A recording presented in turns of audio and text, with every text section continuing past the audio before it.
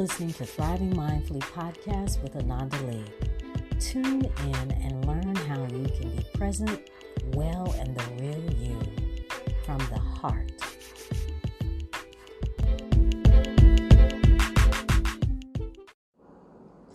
Today I wanted to talk about how I am using my creativity as a mindful self-care practice in navigating this death, loss, and grief journey.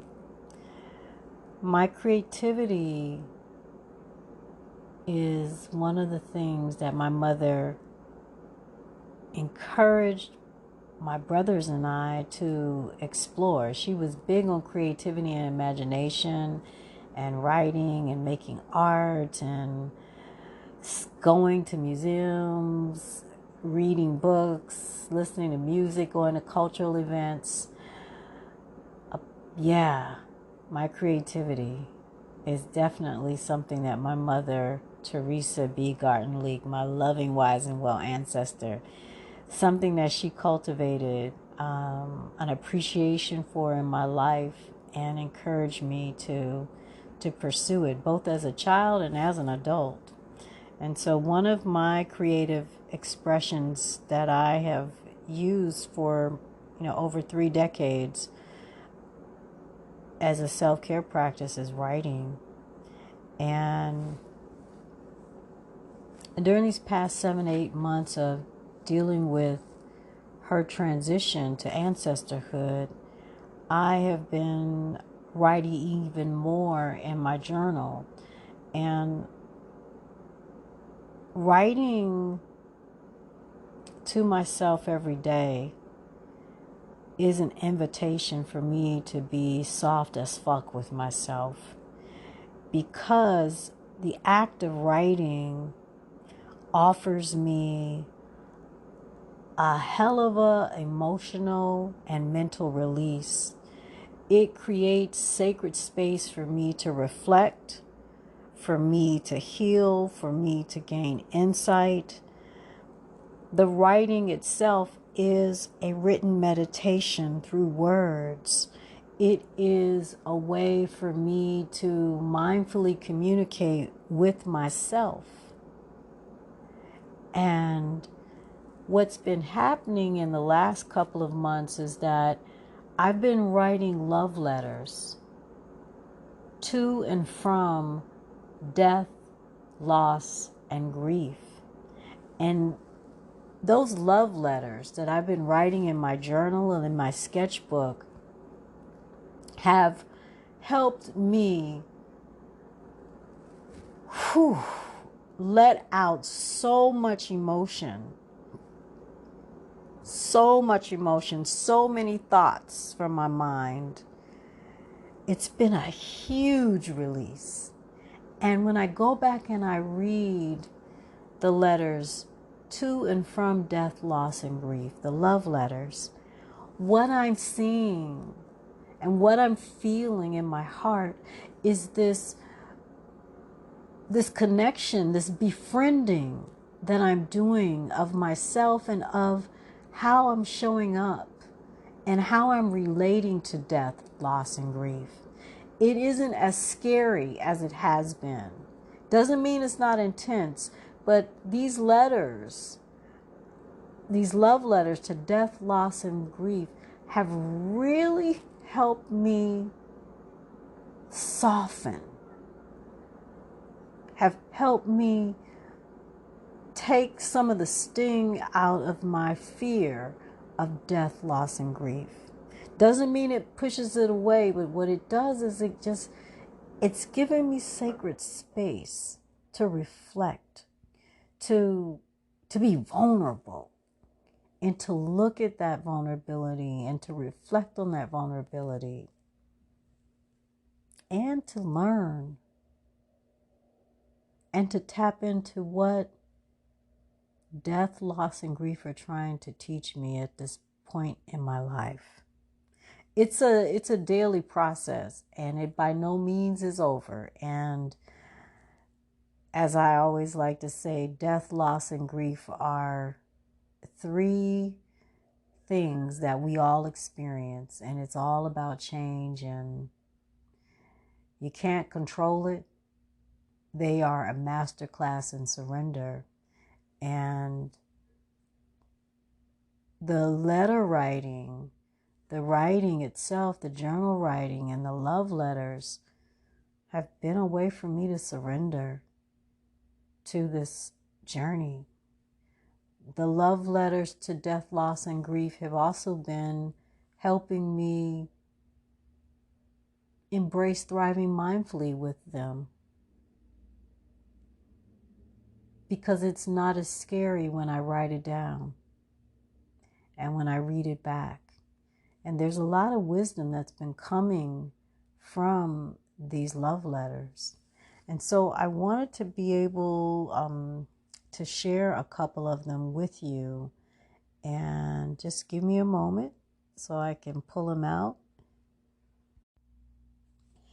So in January, I was in meditation and I was called to write a love letter to death. So I wanted to share it with you, and then also share the response that death wrote to me in a love letter.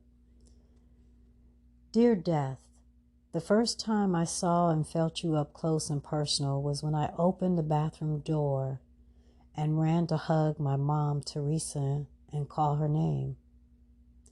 I saw you in her eyes as I shook her body and called out, "Mommy, Mommy, Mommy."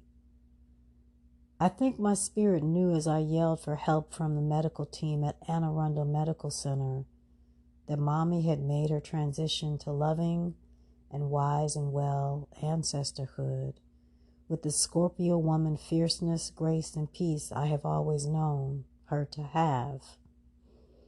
As I backed away and realized I was called to witness, hold space, and serve Mommy as her spiritual midwife, my body stepped in and commanded space as a Reiki master healer and prayer warrior. I chanted, prayed, and sent Reiki, and witnessed Mommy's spirit ascend as her physical body met you. I cried when I asked the medical team if they had a pulse after trying to revive Mommy. I knew they didn't. I just needed to ask for my little girl inside of me. When I heard them call Mommy's time of death, I cried hard tears of gratitude as I ran to her lifeless body and kissed her face. I began thanking the medical team as more tears flowed.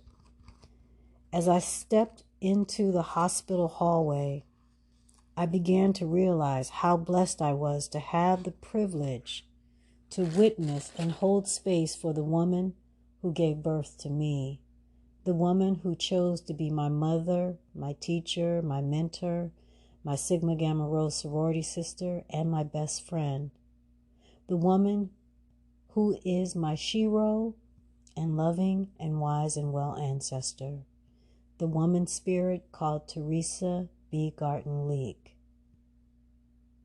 Death, it ain't easy walking Mother Earth without Mommy's physical presence. I have tears and emotions that show up like postmenopausal hot flashes. I have no control, so I surrender. Love me.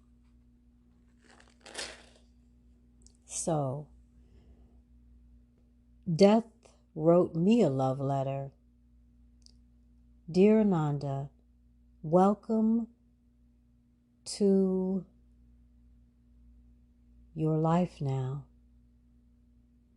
It's a blessing that you're choosing to write me love letters. It's the perfect season for it.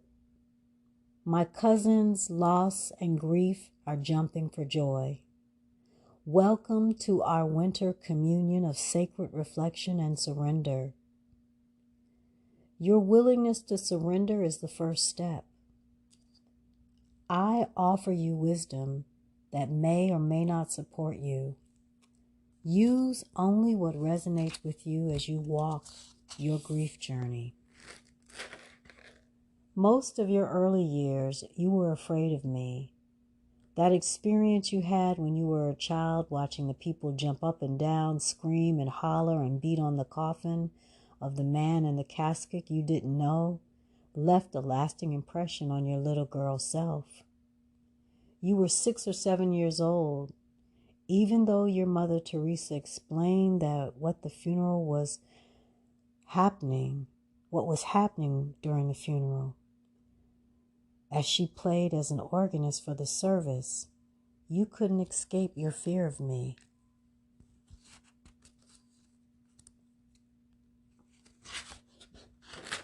Your fear followed you into your teens, your 20s, and your 30s. It prevented you from attending the funerals of some of your loved ones, including your grandfather, John Leeke. 21 years ago, you made a decision to face your fear of me when you attended your best friend Dino's funeral and read his obituary. You took it a step further when you began working as an artist in residence for Smith Center for Healing and the Arts at Howard University Hospital and Walter Reed National Medical Center. Working with cancer, HIV/AIDS, and terminally ill patients and their loved ones at both hospitals for 15 years gave you the tools, the understanding, the healing, and the appreciation for what I truly am as death. All of your experiences, training, and spiritual and personal development work brought you to a place where you could willingly step up and out as your mother Teresa's midwife, spiritual midwife. You were prepared. You were chosen by Creator and your mother Teresa. You were the divine right person for the sacred act. Now, here is some wisdom. Here is some wisdom that I've arranged in acronyms that I encourage you to read, reflect, and rest in as you travel your grief journey this year and lifetime. The first acronym for death is don't try to control or escape me. Allow yourself to feel everything. Take your own time with your grief journey because you are a human and will experience highs, lows, and in-betweens. So the D in that first acronym is don't. Don't try to control or E, escape me. A, allow yourself to feel everything. T, take your own time with your grief journey because you are H, a human and will experience highs, lows, and in-betweens.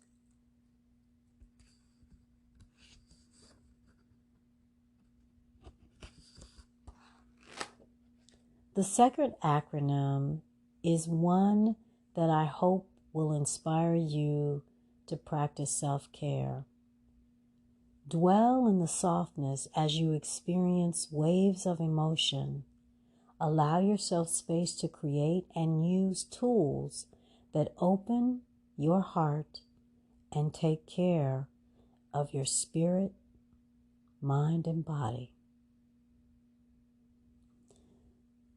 This second acronym is D, dwell in the softness as you E, experience waves of emotion.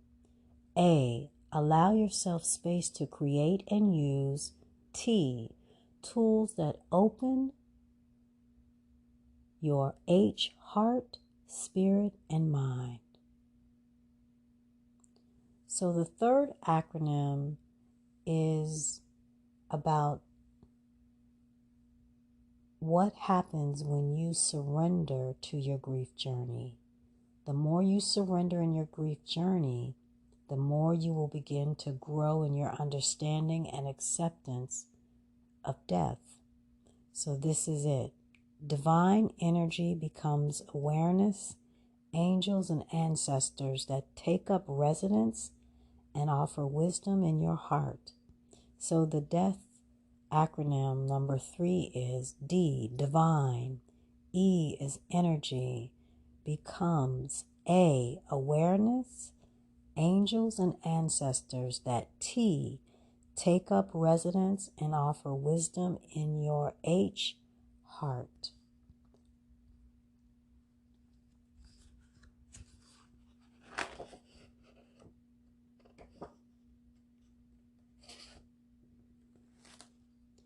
I leave you with one question. What kind of relationship do you want to have with me and my cousins' loss and grief as you move into this year and this lifetime? Love, death. So those are two of the love letters that I have been able to write as a result of meditation and prayer. I encourage you, wherever you are in your journey on death, loss, and grief, to consider writing out your feelings, your thoughts.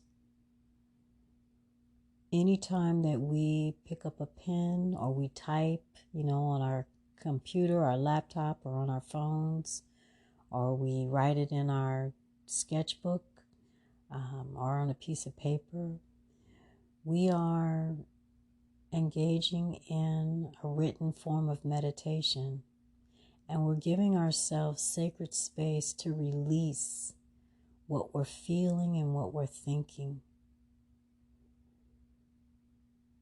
I hope that this episode encourages you to use journaling, writing love letters to yourself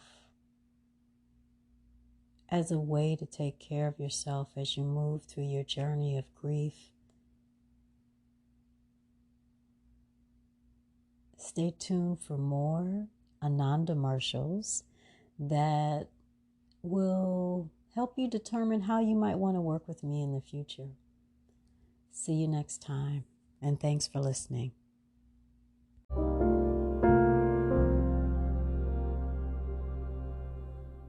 Death, loss, and grief happen to each of us throughout our lifetime.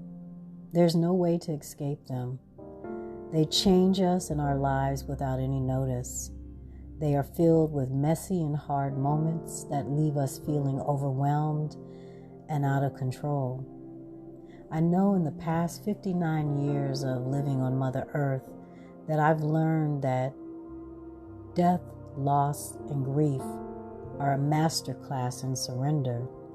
And in the last 7-8 months of dealing with the loss of my mom and loving, wise, and well ancestor Teresa B. Garton Leeke, I am learning how to embrace her death, my loss, and my grief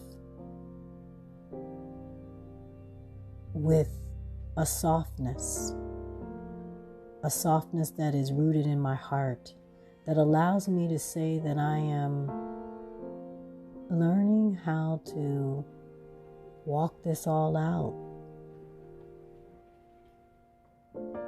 as a thriving mindfully journey in death, loss, and grief.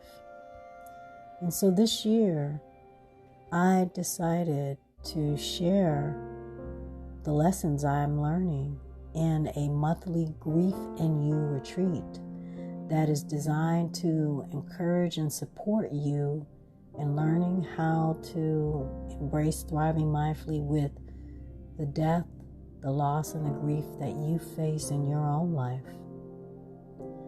The Grief and You retreat will be held on March 17th, April 13th, May 5th, June 30th, July 28th, August 25th, September 29th, October 27th, November 17th, and December 15th from 2 to 3:30 p.m.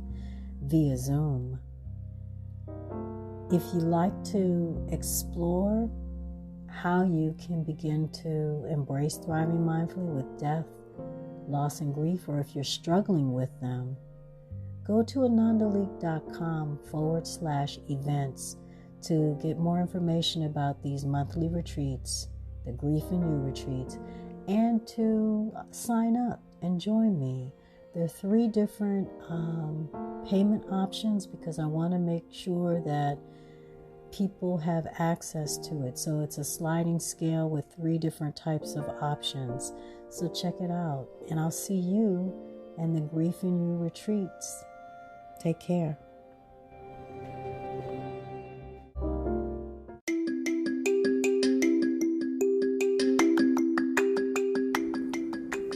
One of the best ways to develop your own understanding of human design is by getting a reading, by getting a coaching session. And so that's what I'm offering as your human design doula. Go to anandaleeke.com/human design to learn how we can work together.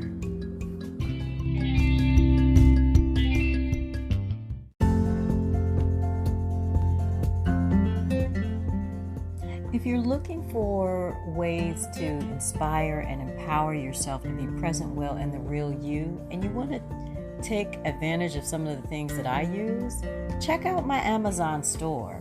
Go to amazon.com/shop/Ananda Leeke, and there you'll find the Thriving Mindfully store, which is filled with recommendations on things that I have used in my own life, relationships, and career to be present well in the real me.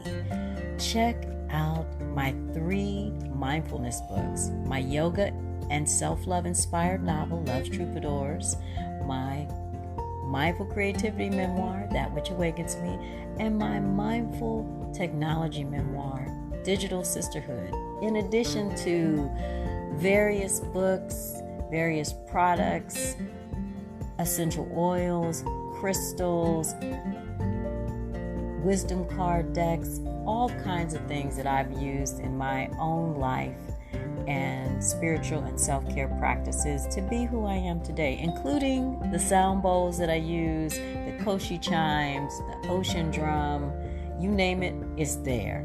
Check it out. Thank you for patronizing me on Amazon. Have a wonderful rest of your day. Bye.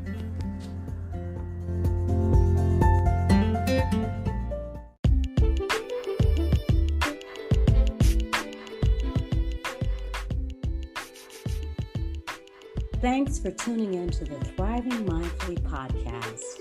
If you're ready to be inspired and empowered with my coaching support, join me in the Thriving Mindfully Academy. Visit anandaleeke.com/academy. Now, if you're ready to dive deeper and move past your comfort zone with my one-on-one coaching program, book a discovery call with me today. Visit anandaleeke.com. If you need something juicy to read, check out my 3 mindfulness books, Love's Troubadours, a self-love and yoga-inspired novel, That Which Awakens Me, a mindful creativity memoir, and Digital Sisterhood, a mindful technology memoir. Go to anandaleeke.com/books. All of my books are available on Amazon.com. Well, that about wraps us up. And as I always like to say, may we all continue to embrace thriving mindfully in everything that we think, feel, say, and do. See you next time.